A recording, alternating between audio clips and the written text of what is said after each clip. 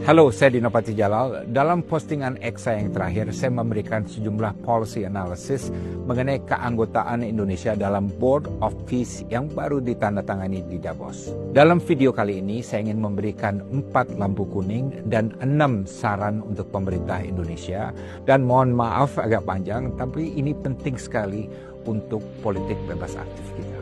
Lampu kuning pertama, Piagam Board of Peace sama sekali tidak ada referensi mengenai Palestina atau Gaza. Dan ini membingungkan karena gagasan Board of Peace itu justru dilahirkan dalam 20-point plan yang dihasilkan untuk mencapai perdamaian di Gaza. Dan dalam kenyataannya, wujud Board of Peace yang kemudian ditandatangani di Davos berbeda dari yang dimandatkan oleh PBB. Lebih jauh lagi, kalau kita lihat kata per kata, pasal demi pasal dari piagam, Board of Peace ini praktis menjadi suatu organisasi internasional yang sepenuhnya dibentuk dan dikontrol oleh pribadi, saya garis bawahi pribadi, Donald Trump. Menurut pasal 2.2, semua negara yang menjadi anggota Board of Peace diwakili oleh kepala negara atau kepala pemerintah masing-masing dan berada di bawah Chairman Donald Trump. Semua keputusan dan agendanya harus di-approve oleh Chairman Trump. Dan posisi Donald Trump sendiri sebagai ketua Board of Peace tidak ada batas waktu.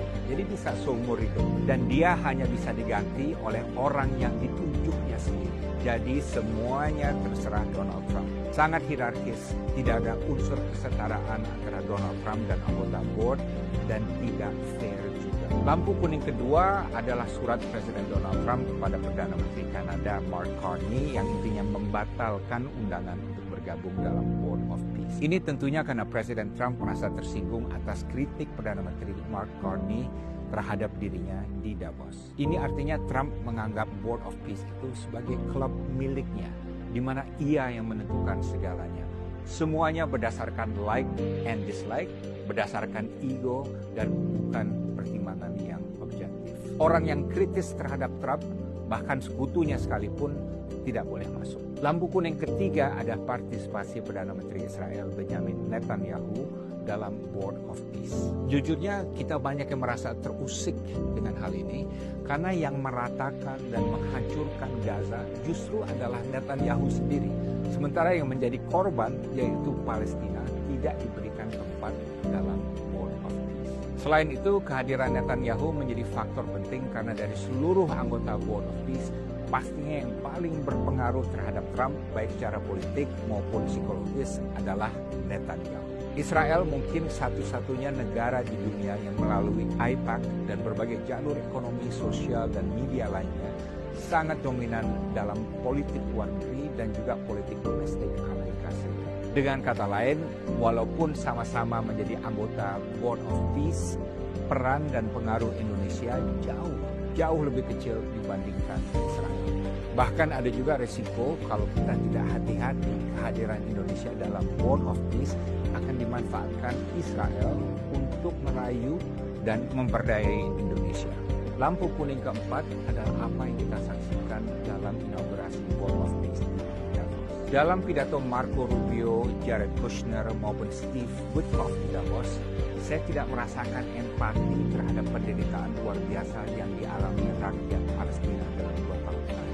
Bahkan dalam slide mengenai timeline konflik Gaza 2 tahun terakhir yang ditunjukkan di Davos, tidak ada rujukan sama sekali mengenai jumlah korban sekitar 70.000 orang di Gaza yang oleh PBB disebut sebagai genosida. Dan juga tidak ada penggunaan kata freedom dalam merujuk pada warga Palestina. Padahal kata freedom ini biasanya merupakan jargon yang paling wajib dalam semua pidato politik orang Amerika. Pidato Rubio, Kushner, dan Witkoff juga penuh dengan pujian dan pujaan terhadap Presiden Trump. Sehingga terkesan acara ini is all about Trump dan bukan mengenai Palestina. Terlepas dari semua ini, karena Indonesia sudah keburu masuk dalam Board of Peace, saya ada beberapa saran untuk pemerintah Indonesia. Ada 6 saran. Pertama, selalu simpan opsi bagi Indonesia untuk keluar dari Board of Peace. Kalau Board of Peace ternyata melenceng atau bahkan mengecilkan peran PBB, dan kalau Board of Peace benar-benar menjadi Board of Trump, dan menjadi platform agenda politik luar negeri yang bertentangan dengan kepentingan dan prinsip kita atau dengan hukum internasional, sebaiknya kita keluar. Bebas aktif mengharuskan kita untuk tidak menjadi antek siapapun. Tegaskan pula dari awal bahwa Indonesia tidak akan mungkin membayar iuran $1 miliar untuk menjadi anggota permanen Board of Peace. Jumlah itu 500 kali lebih besar dari iuran tahunan Indonesia untuk sekretariat ASEAN. Kedua, dalam kaitannya dengan Gaza, karena masalah yang pastinya akan rumit sekali adalah keikutsertaan Hamas, baik secara politik, ekonomi, sosial, dan militer.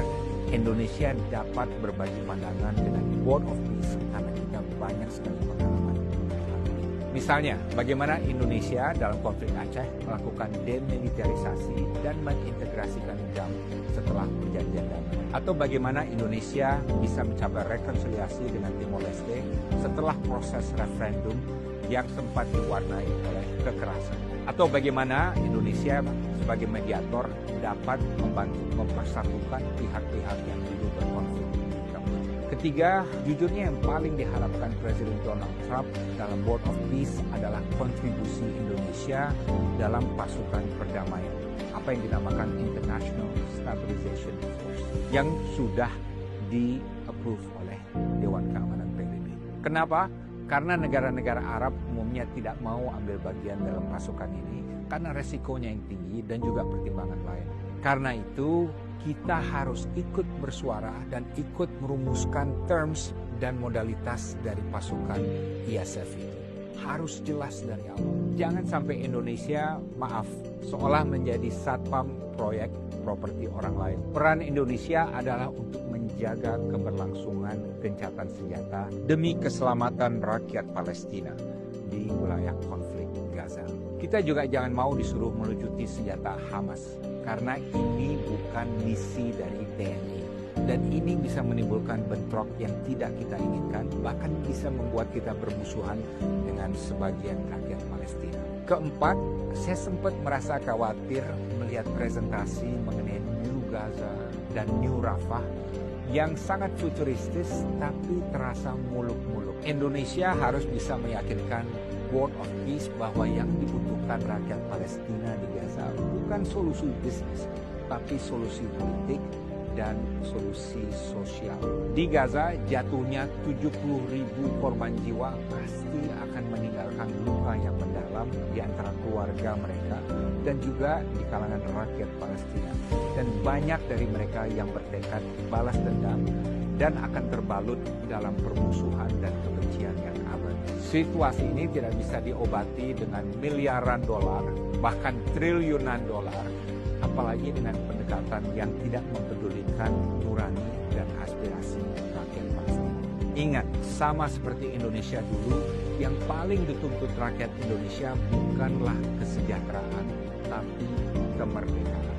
Bahkan kemerdekaan lebih penting daripada perdamaian. Percuma saja ada perdamaian, bahkan kesejahteraan juga, kalau mereka terus terbelenggu dalam penjajahan, penindasan, dan diskriminasi. Tanpa kemerdekaan, semua yang lain tidak ada artinya. Kelima, saya membaca ada perbedaan tujuan yang fundamental dalam pembentukan Board of Peace. Perdana Menteri Netanyahu melihat Board of Peace sebagai platform untuk memadamkan aspirasi kemerdekaan Palestina, meminggirkan rakyat Palestina dari tanah mereka sendiri, dan memperkuat kontrol Israel atas wilayah Palestina. Karenanya, sejak awal Indonesia harus menegaskan kalau Board of Peace tidak ada komitmen ke arah solusi dua negara, ke arah kemerdekaan Palestina, maka Indonesia dalam 1 tahun atau 2 tahun perlu keluar dari Board of Peace. Keenam, dan ini yang terakhir, Indonesia harus bisa memposisikan diri